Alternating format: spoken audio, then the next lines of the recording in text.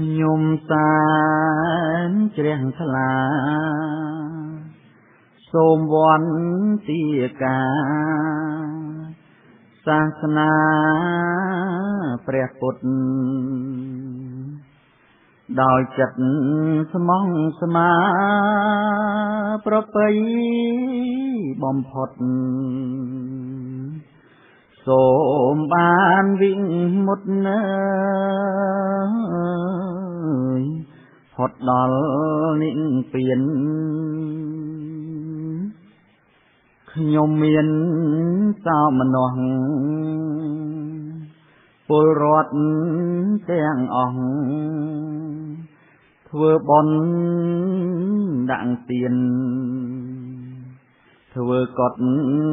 សាលាឲ្យសង្ឃ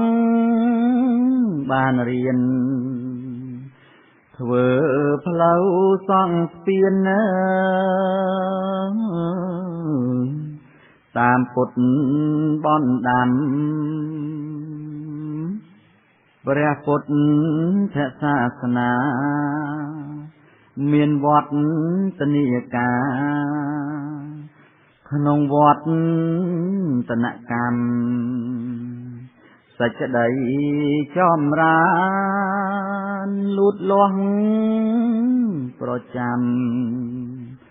អង្គពេលច្រើនឆ្នាំនៅកម្ពុជាក្នុងវត្តនធម៌ថ្លៃថ្លាបបដែលយើ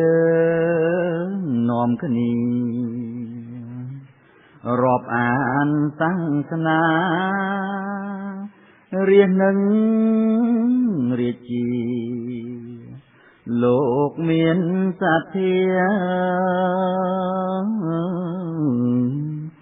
កើតកាលវាលគុំប្រយោជន៍ផ្សេងវឌ្ឍនៈធំធេងរមណីសុខដុមដោយការខំប្រឹងពីគ្រូឧត្តមបងរៀនយើងខ្ញុំនឹងក្រុមព្រះសង្ឃដូនជីតាជីរួមគ្នាមូលមេសាមគ្គីឆ្ពោះត្រង់ព្រះពុទ្ធព្រះធម៌ហើយនឹង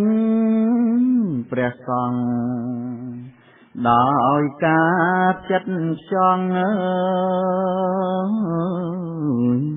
តាមពុទ្ធធម៌វិទ្យព្រះធម៌រីកសាយស្រុកយើងនឹងคลายលែងមានវិង្វេតចម្រុងចម្រើនគង់ស្កាងថែមទៀតគុណម្ចាស់យោមញាតណាប្រងព្រាតធ្វើបុណ្យសូមអនុមោទនា